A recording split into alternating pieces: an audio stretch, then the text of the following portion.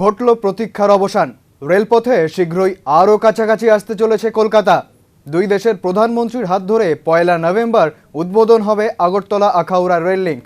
সোমবার সম্পন্ন হয়েছে চূড়ান্ত ট্রায়াল রান। ২০১০ সালে পাশ হয়েছিল আগরতলা আখাউড়া রেল প্রকল্প। ১৩ বছর পর ১ নভেম্বর উদ্বোধন হতে চলেছে এই রেলপথের। নরেন্দ্র মোদী ও শেখ হাসিনা ভার্চুয়ালভাবে উপস্থিত থাকবেন এদিন। প্রথমে শুধুই মালগাড়ি ছুটবে এই লাইনে, পরে যাত্রীবাহী ট্রেন চালানো হবে। বাংলাদেশের সাথে উত্তর পূর্ব ভারতের এটিই প্রথম আন্তর্জাতিক রেল সংযোগ। বাংলাদেশ রেলওয়ে এবং ইন্ডিয়ান রেলওয়ে দুই দেশের ভিতরে পূর্বাঞ্চলের, বিশেষ করে বাংলাদেশ রেলওয়ের পূর্বাঞ্চলের ভিতরে প্রথম সংযোজন। পশ্চিমাঞ্চলে আছে, বেনাপোল দিক দিয়ে করিডোর আছে, কিন্তু পূর্বাঞ্চলে নেই। এই পূর্বাঞ্চলের আগরতলা নিশ্চিন্তপুর প্লাস গঙ্গাসাগরের সাথে যে করিডোর স্থাপিত হয়েছে, এটা কিন্তু আমাদের দুই দেশের জন্য একটি শুভ সূচনা। পাশাপাশি আমি সরকারি চাকরিজীবী হিসেবে আমার জন্য একটা গর্বের বিষয়, আমি এই কাজে এটাতে শরিক হতে পেরে।